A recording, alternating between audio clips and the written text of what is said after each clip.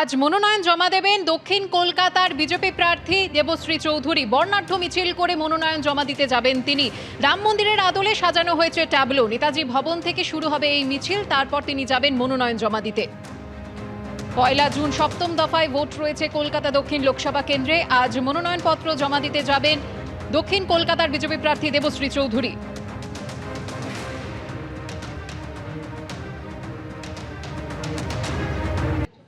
চোখ রাখবো পরের খবরে। হাতে রয়েছে মাত্র 20,000 টাকা, ব্যাংকে জমা রয়েছে 4 লাখ। এটাই সিপিএম প্রার্থীর মোট সম্পত্তি। আজকের আয় ব্যয় দেখব শ্রীরামপুরের সিপিএম প্রার্থী দীপশিতা ধরের সম্পত্তির খতিয়ান। মিস্টার ইন্ডিয়া বনাম মিস ইউনিভার্স, দুই প্রার্থীর বাকযুদ্ধে কিছুদিন আগেই সরগরম হয়ে উঠেছিল ভোটের ময়দান। এমন এমপি দেখে লাভ কি, যাকে চোখে দেখা যায় না? ওই একটা সিনেমা ছিল না মিস্টার ইন্ডিয়া, তাতে হাতে ঘড়ি পড়লে অনিল কাপুর অদৃশ্য হয়ে যেত। আমাদের এমপির অবস্থাও তাই। মিস ইউনিভার্স দেশ বিদেশ সমস্ত ঘুরে বেরিয়েছেন মিস ইউনিভার্স। তো মিস ইউনিভার্স ঘুরে বেরিয়ে শ্রীরামপুরে এসে মিস্টার ইন্ডিয়াকে দেখতে পেয়েছেন উনি। নজরে শ্রীরামপুর, ত্রিমুখী লড়াইয়ে তৃণমূল, বিজেপি, সিপিএম। গত 26শে এপ্রিল মনোনয়নপত্র জমা দিয়েছেন সিপিএম প্রার্থী দীপশিতা ধর। মনোনয়ন জমা দেওয়ার সময় নির্বাচন কমিশনের কাছে হলফনামা আকারে নিজের আয় ব্যয়ের হিসেব দিয়েছেন দীপশিতা। হলফনামা অনুযায়ী রিসার্চ স্কলার দীপশিতার আয়ের উৎস বলতে শুধুমাত্র ব্যাংকের সুদ। 22-23 সালে সিপিএম প্রার্থীর কোনো আয় ছিল না। মনোনয়ন পেশের সময় দীপশিতার হাতে নগদ ছিল 20,000 টাকা। হলফনামা অনুযায়ী সিপিএম প্রার্থীর ব্যাংক ব্যালেন্স 4,79,089 টাকা। এছাড়া সিপিএম প্রার্থীর কোনো গাড়ি বা সোনাদানা নেই। শুধু অস্থাবর সম্পত্তি নয়, হলফনামায় স্থাবর সম্পত্তিরও হিসেব দিতে হয় প্রার্থীদের। দীপশিতা জানিয়েছেন তার নামে কোনো জমি বা বাড়ি নেই।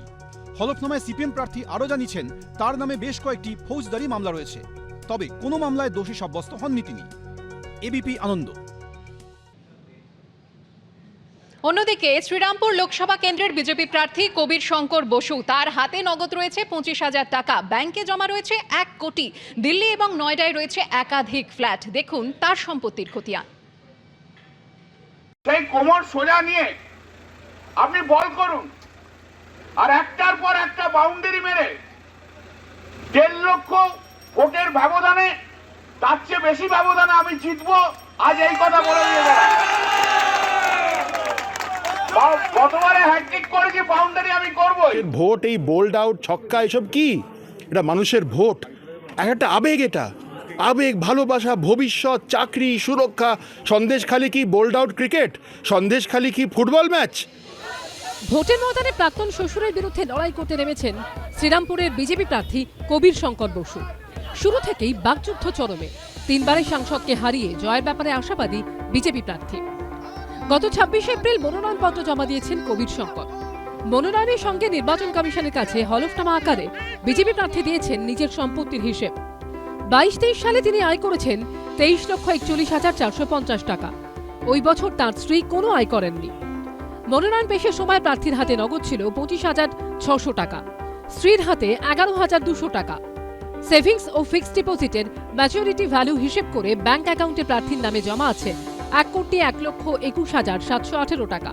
স্ত্রীর নামে আছে 35,524 টাকা। এছাড়া শেয়ারে লগ্নি আছে বিজেপি প্রার্থীর। দম্পতির নামে আছে একাধিক জীবন বীমা। বিজেপি প্রার্থীর নামে রয়েছে 2টি গাড়ি, স্ত্রীর নামে একটি, যেগুলির বাজার মূল্য 43,86,905 টাকা। কবির শঙ্করের স্ত্রীর নামে সোনার গয়না সহ অলংকার আছে মোট 233 গ্রাম, দাম 13,63,000 টাকা। সব মিলিয়ে বিজেপি প্রার্থীর অস্থাবর সম্পত্তির পরিমাণ 1,78,73,573 টাকা।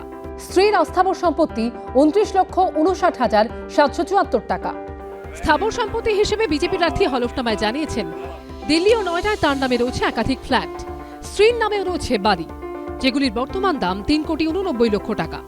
স্থাবর অস্থাবর মিলিয়ে দম্পতির মোট সম্পত্তির পরিমাণ 5,97,33,347 টাকা। হলফনামায় বিজেপি প্রার্থী জানিয়েছেন তার নামে কয়েকটি ফৌজদারি মামলা রয়েছে। এবিপি আনন্দ।